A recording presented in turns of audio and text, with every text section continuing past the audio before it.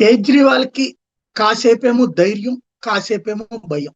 భారతీయ జనతా పార్టీకి కాసేపు ఉత్సాహం, కాసేపు నీరసం. సాధారణంగా ఎన్నికలప్పుడు ఇదివరకటి రోజుల్లో ఏంటంటే బ్యాలెట్లు ఉన్నటువంటి సందర్భంలో బ్యాలెట్లన్నీ ముందు పాతిక పాతిక కట్టేయాలి. ఎక్కడి నుంచి వచ్చినాయి అనేది కాదు, మొత్తం పెద్ద డ్రమ్ములో పోసేసి వచ్చినట్టు ప్రతి బూత్ దగ్గర నుంచి తీసుకొచ్చింది ఎన్ని ఉన్నాయి, అన్ని ఉన్నాయా లేదా అన్న చూడటం, అందులో పోసేయడం జరిగిపోతాయి. ఆ తర్వాత ఇవన్నీ పాతిక ఒక ఒత్తి కడతారు.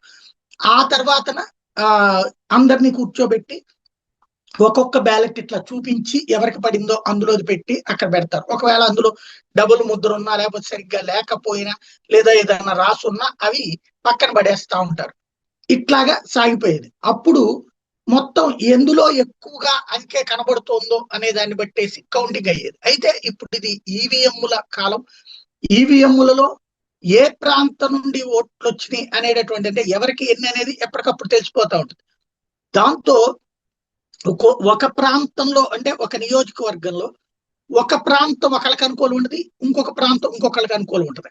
అలాంటి ఇంపాక్ట్ ఇప్పుడు ఢిల్లీలో భారతీయ జనతా పార్టీ నీరసపరిచింది, ఆమ్ ఆద్మీ పార్టీని ఉత్సాహపరిచింది.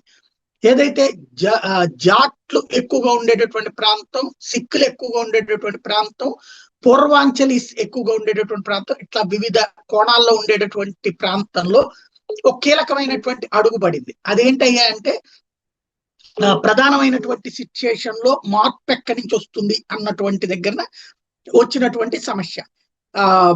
కరెక్ట్ గా 50 దాకా వెళ్ళిపోయినటువంటి భారతీయ జనతా పార్టీ ఆ తర్వాత మళ్ళీ ఒక్కసారిగా 41 దాకా వెనక్కి వచ్చేసింది. ఆమ్ ఆద్మీ పార్టీ 20 దాకా 15, 19 నుంచి 24, 27 దాకా వెళ్ళిపోయింది. మళ్ళీ దాంతో ఏమైంది, కావలసినటువంటి సీట్లకి ఎంత తేడా వచ్చిందంటే ఒక 6 సీట్లు ఎక్కువగా బీజేపీ ఉన్నట్టు, ఒక 6 సీట్లు మాత్రమే తక్కువగా ఆమ్ ఆద్మీ పార్టీ ఉన్నట్టు అన్నటువంటి స్టేజ్ వచ్చింది.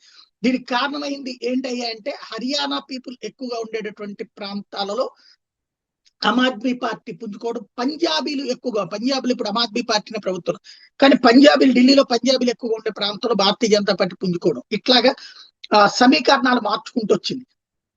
50 దాకా వెళ్ళిపోయినటువంటి ఆధిక్యం భారతీయ జనతా పార్టీ తర్వాత 41కి పడిపోయి మళ్ళీ ఇప్పుడు 43, 44 దగ్గర ఉంటే, 19 దాకా పడిపోయినటువంటి ఆమ్ ఆద్మీ పార్టీ ఇప్పుడు 28 దాకా వెళ్ళి మళ్ళీ 26 ఆ రేంజ్ లో నడుస్తుంది. ఓవరాల్ గా ఈ ఫినామినాలో కాంగ్రెస్ పార్టీ మాత్రం తుడిచిపెట్టుకుపోవడం అన్నటువంటిదే ఇక్కడ స్పెషల్.